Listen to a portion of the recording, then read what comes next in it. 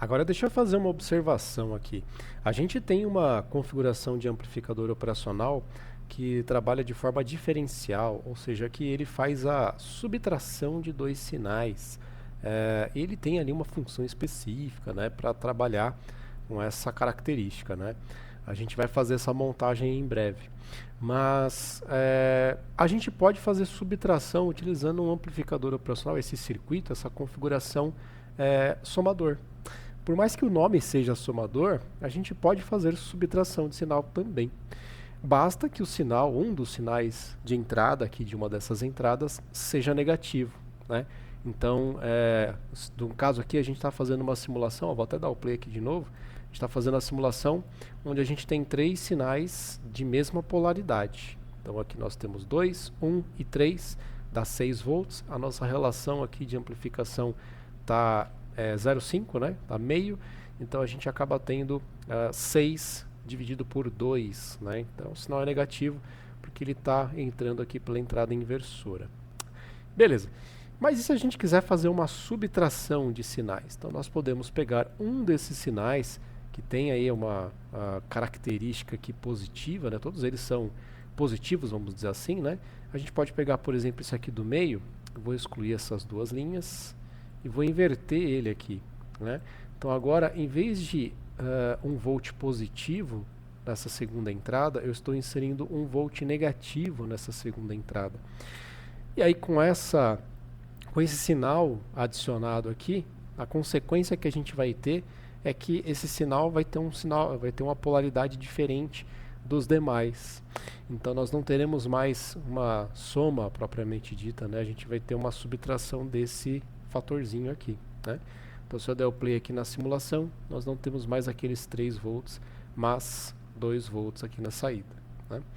Então por conta dessa subtração desse pequeno sinal que nós estamos inserindo aqui. Ok? Então, na verdade, esse 1 volt aqui ele vai se comportar como meio, né? Vamos pensar o seguinte, ó, esses 2 volts aqui são 2 volts dividido por meio. Então aqui você tem 1 volt positivo. Aqui você tem meio volt negativo e aqui você tem 1,5 volts positivo também.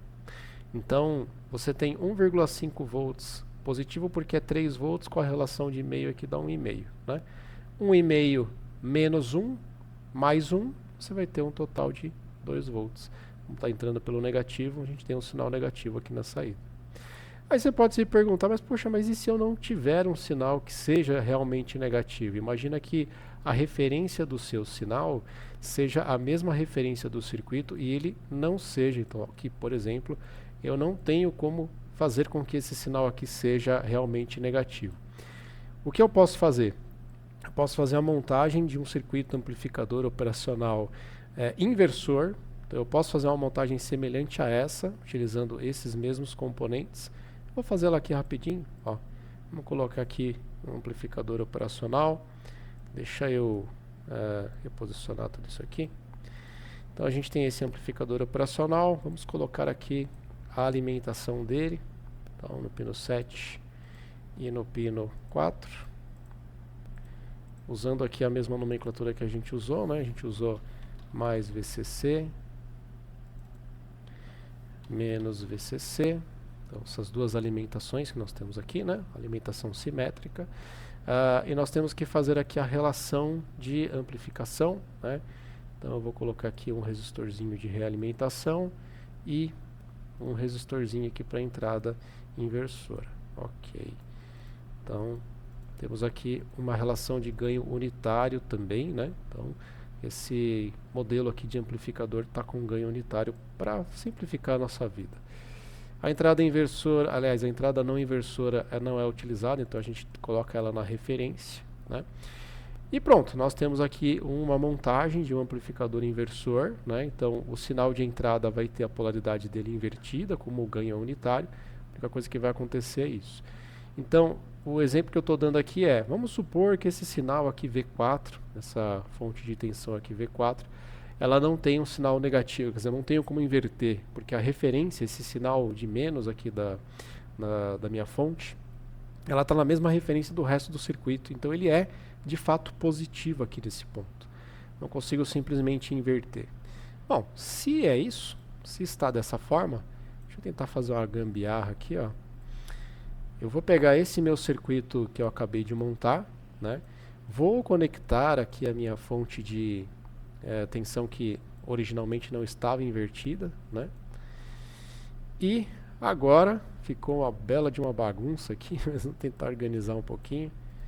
E aí a gente conecta aqui na entrada, na segunda fonte de sinal. Deixa eu ver se eu consigo melhorar um pouquinho isso aqui. Não vai ter muito o que fazer. Até tem, né? Deixa eu jogar isso aqui pra cima. Vai ficar meio feinho mesmo. Fora do jeito que eu gosto de desenhar as coisas, né? Mas tudo bem.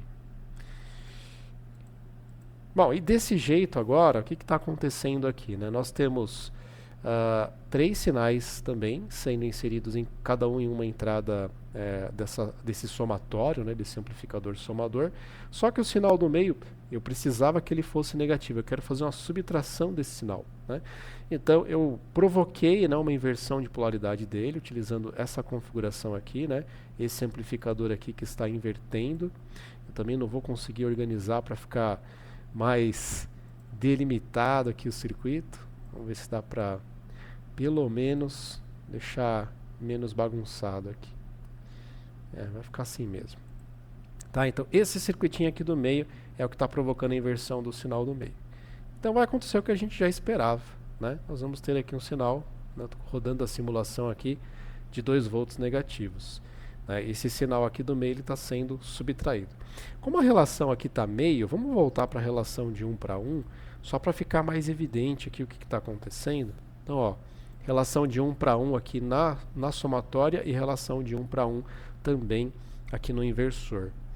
Então, nós temos 2 volts menos 1 volt mais 3 volts.